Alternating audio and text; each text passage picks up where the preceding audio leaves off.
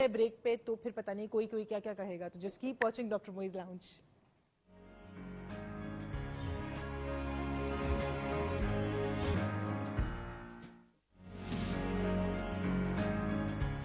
Welcome back नाज़रीन, welcome to doctor Moiz lounge. मैं भी यही घबरा रही थी, थोड़ी ज्यादा ब्रेक हो गई तो पता नहीं हमारे व्यूअर्स क्या कहेंगे, लेकिन इतनी ज्यादा हुई नहीं, हम जल्दी से वापस आ गए। तो आपने कुछ नहीं कहना, आपने सिर्फ प्रोग्राम चुपचाप देखना है।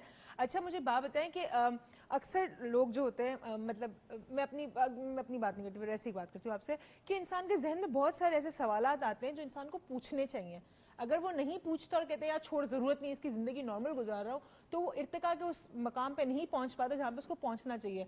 लेकिन ये बहुत सारे सवाल वो इस डर से नहीं पूछ पाता, जो इरम का सवाल भी हम आगे लेके चलेंगे, कि बहुत सारे इस डर से नहीं पूछ पाता कि यार पता नहीं अगर मैंने पूछा तो मेरा टीचर कहेगा ये अजीब बेवकूफ आदमी। अब जैसे कि मैं कहती हूँ रैबिट होल एग्जिस्ट करता है, तो लोग कहते हैं Alice in the Wonderland is just a fantasy story. अब मुझे लगता है जो किताब में पढ़ी वो चीजें एग्जिस्ट करती हैं, तो ये मेरे जहन की बात है, मेरे लिए चीज एक करती है, तो इसका मतलब ये तो नहीं मैं पागल हुई।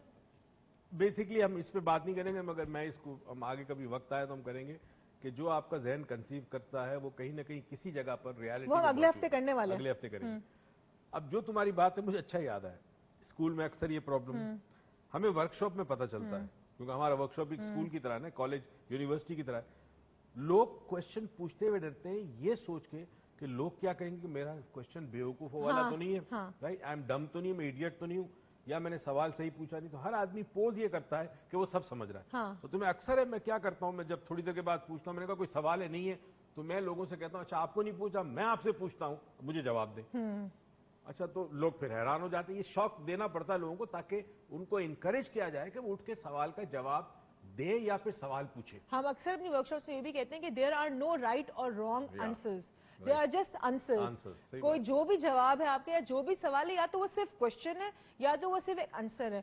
कोई चीज गलत या सही नहीं होती। अगेन गलत और सही भी पर्सपेक्टिव में आते हैं इंसान के। आती है, बिल्कुल आती है। हाँ। और ये चीज हमें समझनी चाहिए, इनकरेज करना चाहिए, टीचर्स को इनकरेज करना चाहिए। स्टूडेंट अगर देखे कोई बच्चा क्लास में ज्यादा चुप है, चाहे वो यूनिवर्सिटी में हो, चाहे वो कॉलेज का हो या स्कूल का हो, तो उसे टीचर अंडरस्टैंड करे, उसको इनकरेज करके वो उठ के पूछे। क्योंकि अगर आप नहीं पूछेंगे तो वो हमेशा ये सोचेगा लोग क्या कहेंगे, मेरे दोस्त क्या कहेंगे, और फिर जिंदगी में कॉलेज यूनिवर्सिटी के बाद जब रियल लाइफ में आएगा उसको ये प्रॉब्लम रहेगा, वो हॉन्ट करती रहेगी। अच्छा, एक और चीज मैंने बड़ी नोट की यूनिवर्सिटीज लाइफ के अंदर, अब पाकिस्तान के अंदर यूनिवर्सिटीज लाइफ जो है वो बहुत एक एडवांस हो चुकी है। ठीक है, जब हम देखते हैं पहले से एक दो यूनिवर्सिटीज हुआ करती जहाँ बच्चे जाया करते थे, अब तो खैर बहुत सारी प्राइवेट यूनिवर्सिटीज खुल गई हैं।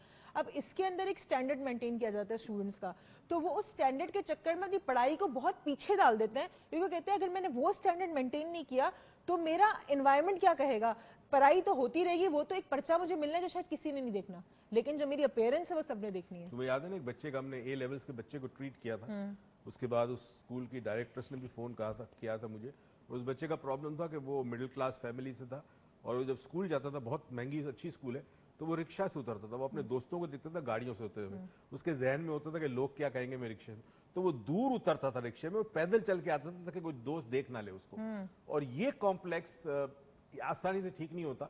हमने उसको 3 माह अपने पास बुलाया, हर जुमेरात को वो आता, और वहां जो हमारे थर्सडे लेक्चर होता उसमें मैं उसे खिदमत करवाता, लोगों के जूते रखवाता कि वहां रखो, ट्रे लेके लोगों को चाय पिलाए। तो हमने उस जगह से उसकी तरबियत की, अल्हम्दुलिल्लाह वो बिल्कुल ठीक होगा। तो एक चीज याद रखें कि मैं और आप लोगों के दिल के अंदर ये बात डालते हैं कि लोग क्या कहेंगे। अगर मैं और आप इस तरह रवैया रखें तो फिर ये प्रॉब्लम सॉल्व हो। क्योंकि हम और आप ही बात करते हैं ना, कोई तीसरा तो मार्स से आके तो कोई बात नहीं करता, एलियन तो आगे बात नहीं करता वही माशरा बात है जो फिर माशरे की बात से डरता है। अच्छा, बड़ी आयरनी वाली बात है कि आप डरते हैं माशरे की बात से और आप खुद ही माशरा है और आप ही बात कर रहे हैं, तो यानी कि आपकी अपनी बात आपकी दुश्मन है, कोई तीसरा बंदा नहीं कर रहा, जो आप कर रहे हैं वही आपका दुश्मन है।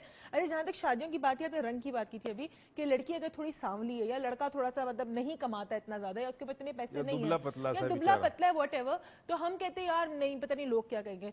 तो इवेंचुअल बेसिस पर अगर देखा जाए तो हम इंसान से या किसी अच्छे लड़के से अपनी शादी लड़की की नहीं करा रहे होते, हम करा रहे होते वो कैसा दिखता है, उसके पास क्या है और वो क्या कर सकता है, मतलब कि कर सकता है तो खैर हमको पता होना चाहिए, लेकिन उसके बाद इस वक्त प्रेजेंट में क्या है और कल वो नहीं हुआ तो। बहुत कम शादियां इंसान की इंसान के साथ होती है, ये एक माशरे में बहुत बड़ा अलमिया है। इंसान से इंसान की शादी नहीं होती।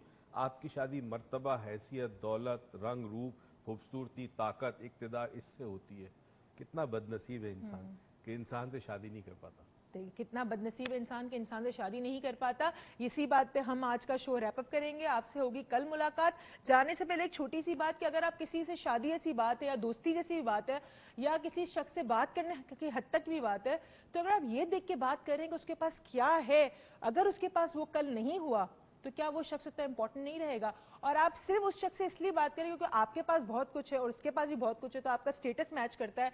कल आपके पास वो सब कुछ नहीं रहा होता कि आप उसके लायक नहीं रहेंगे। आप प्लीज बात के बारे में सोचिएगा। आपसे होगी कल मुलाकात। तब तक अपना बहुत ख्याल रखिएगा, हमें दुआओं में याद रखिएगा। And good night, have a great night, take care and over to you. बहुत शुक्रिया बेटा।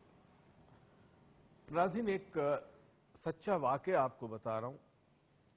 एक बच्ची जो अपने वालिदैन की बहुत प्यारी थी, खाता पीता घर था, वालिद का इंतकाल हो गया और उसके कारोबार में किसी ने चोरी की, आसमान से ज़मीन पर नीचे आ गए ख़ानदान, और उसने अपनी बचपन का बहुत बड़ा हिस्सा, अपने टीनेजर का बहुत बड़ा हिस्सा और अपनी जवानी का कुछ हिस्सा बहुत गुर्बत में गुजारा। इतनी गुर्बत थी कि ये नहीं पता था कि खाना नसीब होगा कि नहीं रात का। बड़ी हुई, शादी हो गई, जिस घर में शादी वो खाते पीते लोग थे, सब कुछ था। अब चूंकि यहाँ पर कहीं ना कहीं ये गुर्बत उसके साथ चली थी, ये खौफ चला था कि आज है कल हो ना हो, तो एक आदत ऐसी पैदा हो गई कि पूरे ससुराल वालों की खिदमत करती, बहुत सेक्रीफाइस दी, बड़ी कुर्बानी देती थी और सबको खुश रखने की कोशिश करती थी। और जहन में ये थे कि लोग क्या कहेंगे, मेरी सास क्या कहेगी, मेरी नंद क्या कहेगी, मेरी देवरानियाँ क्या कहेंगी, मेरे देवर क्या कहेंगे, वगैरह वगैरह। तो सारी जिंदगी उसने इस तरह गुजारी कि लोगों की खिदमत करती रही, ये सोचकर कि लोग क्या कहेंगे मुझे। बच्चे हुए, बच्चे बड़े हो गए, दादी बन गई, नानी बन गई, मगर उसके बावजूद, सारी जिंदगी कुर्बानियां देने के बावजूद, वो अपने उस माजी से पीछा नहीं छुड़ा सकी जिसमें ये खौफ था कि कल हो के ना हो, आज है कल हो के ना हो।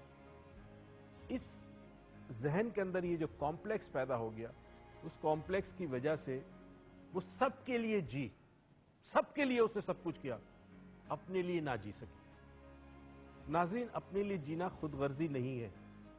अगर आप कुर्बानी देते हैं, सेक्रीफाइस करते हैं, तो आप बहुत आला मकाम पर हैं, मगर इसका यह मतलब नहीं कि आप अपनी जिंदगी जीना भूल दें या जीना छोड़ दें। ये जिंदगी जीना इसलिए जरूरी है कि इस जिंदगी के जीने से आप जिंदगी को समझते हैं, और ये जो जिंदगी के तजर्बात आपको मिलते हैं बगैर किसी फिल्टर के, लोग क्या कहेंगे, मैं कैसी हूं, आज है कल नहीं होगा, ये जो फिल्टर अगर आपके ना हो तो जिंदगी की असल हकीकत आपको मालूम होती है। हमारा ईमान है, हमारा अकीदा है कि जिंदगी अल्लाह ने एक दफा में दी है इस दुनिया में, और इस जिंदगी को गुजारना और उसको जीना, इसके पीछे बहुत बड़ा मकसद है। अगर हम रूहानियत के हवाले से जाएं तो जिंदगी जो लोग जीते हैं वही दूसरों को जीने देते हैं। इस दुआ और उम्मीद के साथ कि परवरदिगार आपको जिंदगी में बहुत सारी खुशियां दे, तौफीक दे के खुशियां दूसरों में बांटे। पाकिस्तान पाइंदा।